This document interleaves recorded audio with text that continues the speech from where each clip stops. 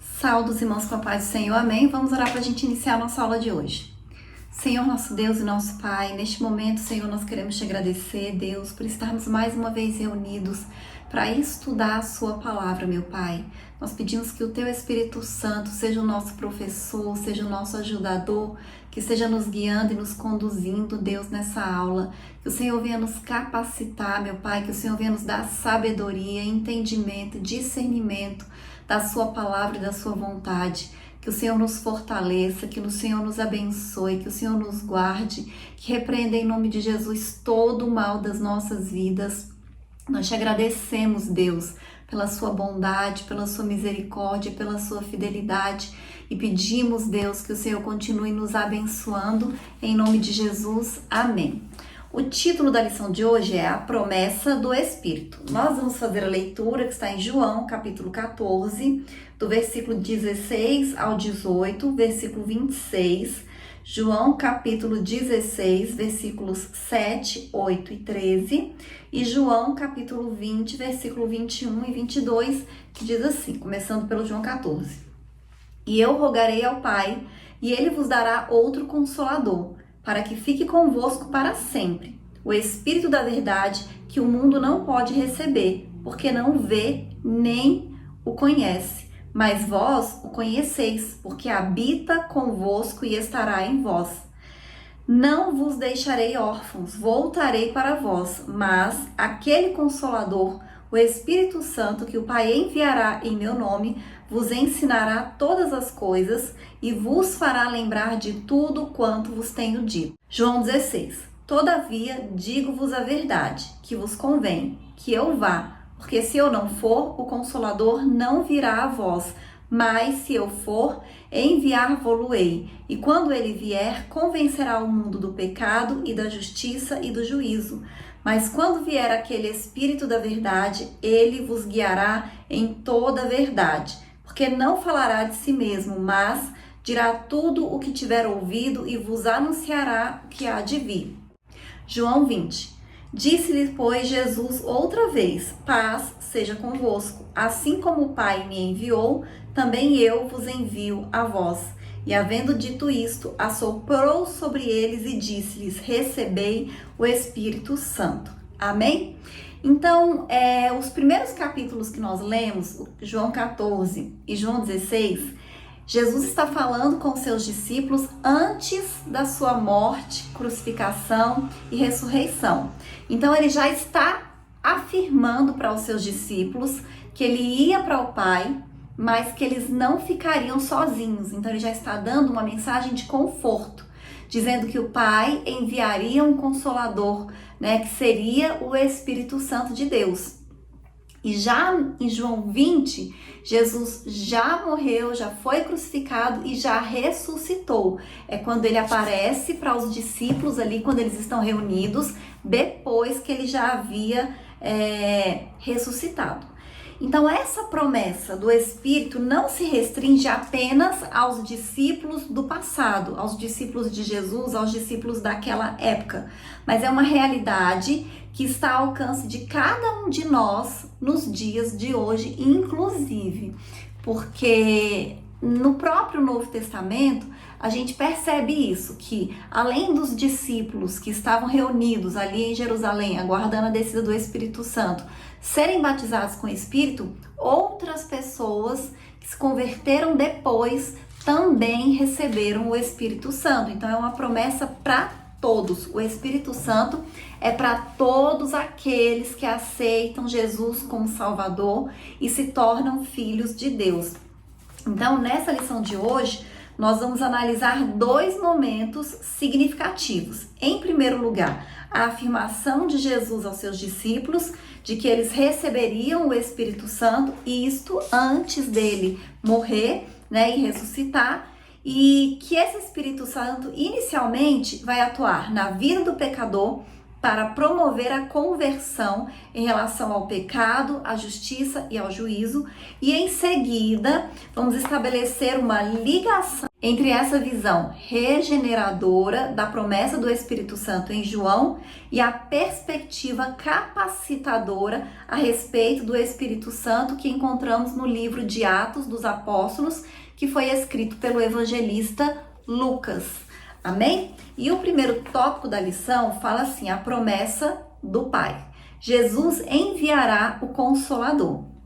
Então, no Evangelho de João, capítulo 14, que nós lemos, diz: Ele vos dará outro Consolador, no versículo 16.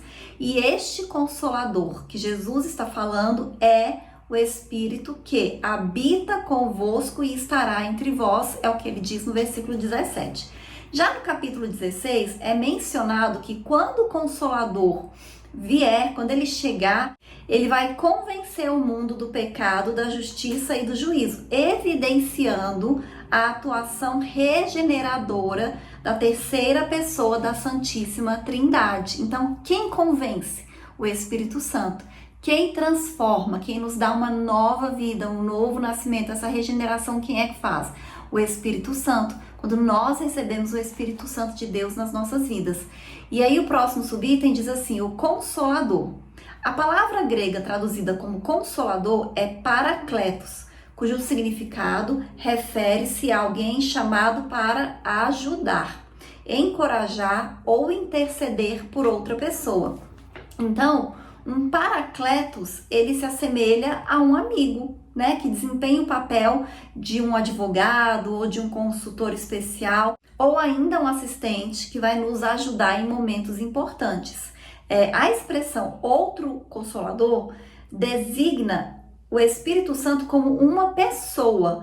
O termo grego allos, que significa outro, né, que é utilizado lá na palavra de Deus, indicando assim a distinção dele em relação a outros indivíduos da mesma espécie, da mesma natureza, reafirmando a singularidade do Espírito Santo em relação às outras duas pessoas da Trindade, mas também a sua igualdade com elas.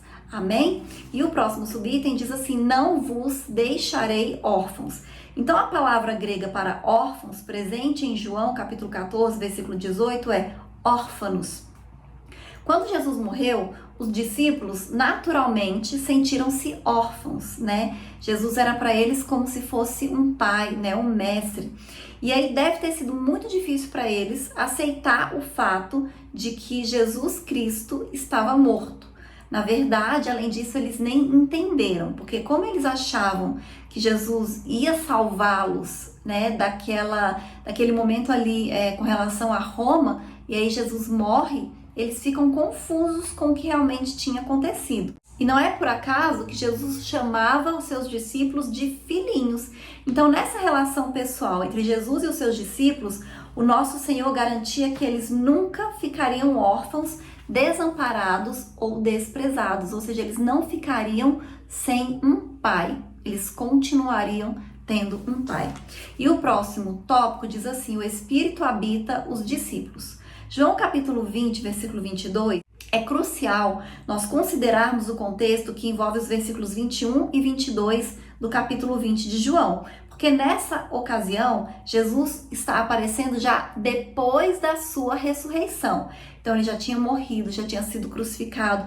Foi logo após ele ressuscitar, quando ele já estava glorificado, num corpo glorificado, né, num corpo transformado. E aí a passagem bíblica onde encontramos os versículos 21 e 22 começa no versículo 19. Então o cenário em que Jesus se apresenta ressuscitado com um corpo glorificado remete tanto ao contexto anterior, né, do capítulo todo, do capítulo 20 todo, que é esse contexto da ressurreição, como ao imediato de João 20 e 22, quando ele fala, quando sopra sobre eles o Espírito.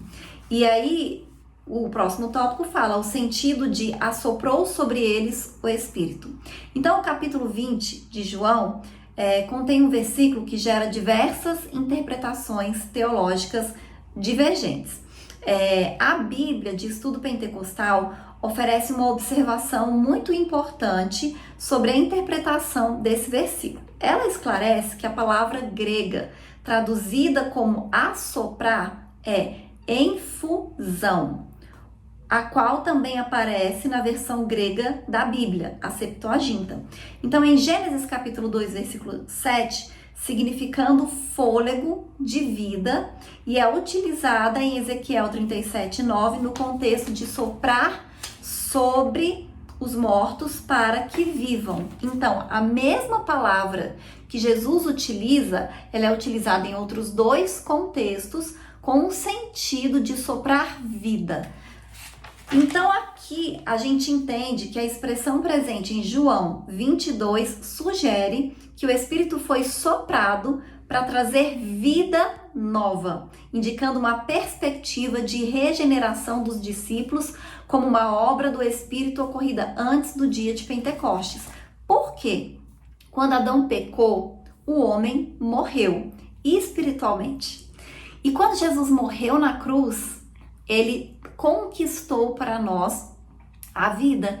Então agora, quando a gente aceita Jesus, a gente não precisa morrer novamente. A gente vai ter vida eterna. E foi isso que Jesus soprou nos discípulos ali naquele momento. Quando ele sopra o Espírito, é esse Espírito regenerador que dá uma nova vida para o homem e que é uma vida eterna. Que Satanás não tem poder, que o inimigo não vai poder matar aqueles que receberam o Espírito e possuem a vida eterna. Amém? E o próximo subitem diz assim, o episódio anterior ao Pentecoste. Então, em João 20:22, quando ele fala que soprou o Espírito, foi antes do dia de Pentecostes, né?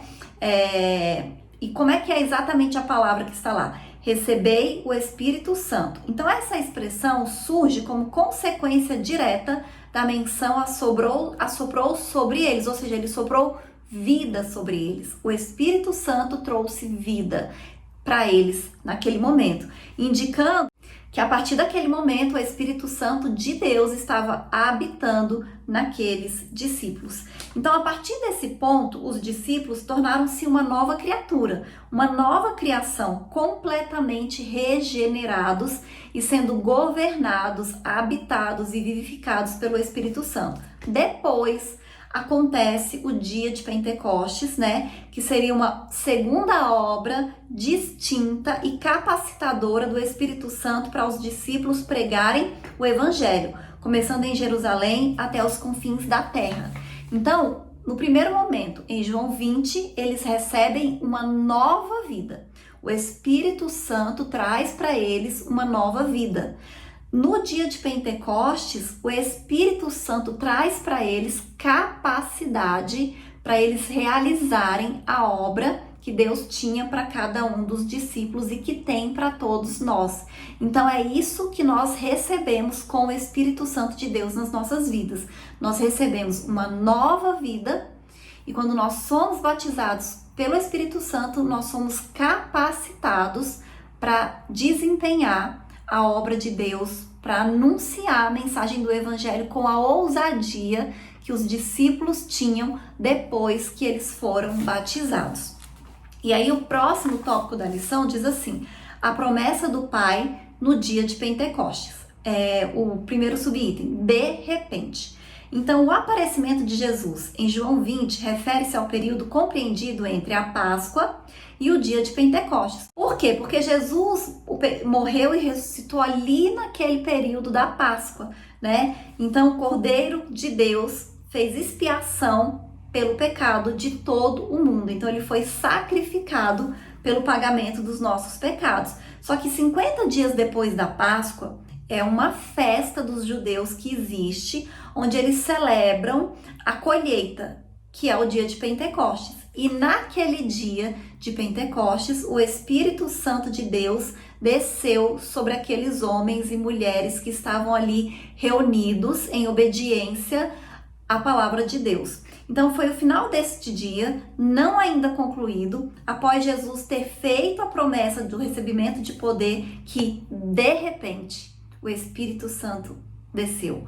Então ocorreu um acontecimento extraordinário, que foi o derramamento do Espírito Santo sobre aquelas pessoas que estavam ali clamando a Deus.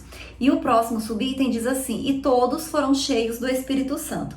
Observamos que durante o ato de conversão, o Espírito Santo realiza a regeneração, ou seja, nos dá uma nova vida.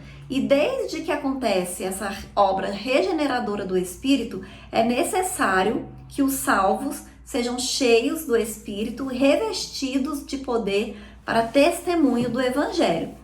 Então, especialmente no livro de Atos dos Apóstolos, os teólogos, que são os estudiosos da palavra de Deus, eles associam ser cheio do Espírito Santo ao batismo no Espírito Santo, como descrito quando dizemos, Atos 2:4, todos foram cheios do Espírito Santo e, consequentemente, começaram a falar em outras línguas, conforme o Espírito Santo lhe concedia que falassem. E aí o próximo subitem diz assim: começaram a falar em outras línguas. Então, o batismo no Espírito Santo foi uma experiência tão profunda na vida dos discípulos que já eram regenerados pelo Espírito Santo de Deus, porque eles já tinham recebido isso, E essa experiência não se limitou àquele único dia. Então, o cumprimento dessa promessa abrangeu toda a igreja nascente naquele momento e todas as gerações futuras até a volta de Cristo. Então, enquanto Jesus não voltar, nós teremos o Espírito Santo agindo, regenerando, batizando, enchendo aqueles que são salvos, aqueles que acreditam, aqueles que buscam.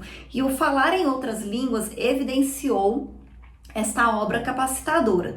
Então, apesar de algumas pessoas compreenderem estas línguas, porque quando eles começaram a falar em outras línguas, diz que tinha gente ali de todas as nacionalidades, e cada um deles entendia os discípulos falando na sua própria língua. Então, por mais que os próprios discípulos não entendessem o que eles estavam falando, as pessoas ouviam e entendiam cada um na sua própria língua. Então, essas línguas mencionadas por Lucas no livro de Atos são evidências físicas visíveis do batismo com o Espírito Santo de Deus. E nós vamos ler a conclusão, que diz assim: a promessa do Pai tem a ver com a regeneração do pecado e com a capacitação do salvo para testemunhar do Senhor Jesus em todos os lugares. Essa promessa perpassa toda a Bíblia, se manifesta completamente em Pentecostes e está presente até o dia de hoje para todos que se arrependerem e crerem no Evangelho. Até a volta do Senhor Jesus, a promessa do Pai pode se manifestar na vida do pecador, regenerando na vida do salvo, batizando no Espírito Santo. Amém? Então a promessa do Espírito Santo foi uma promessa para nós. Jesus fala: eu não vos deixarei sozinhos.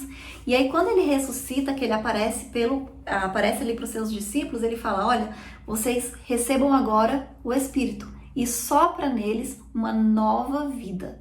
E todos nós, quando aceitamos a Jesus Cristo como Salvador, recebemos o Espírito Santo e essa nova vida, que o Senhor tem para nós, que é a salvação e é a vida eterna. E é o Espírito Santo de Deus também que nos capacita para realizar a obra do Evangelho. Então, essa terceira pessoa da Trindade, que é o Espírito Santo, ele é fundamental para a nossa vida aqui na Terra, como cristãos. Nós, cristãos, nós precisamos do Espírito Santo, O Senhor Jesus deixou ele conosco, então nós não estamos sozinhos nunca, porque nós temos o Espírito Santo de Deus. Amém? Essa é a lição de hoje, até a próxima aula em nome de Jesus.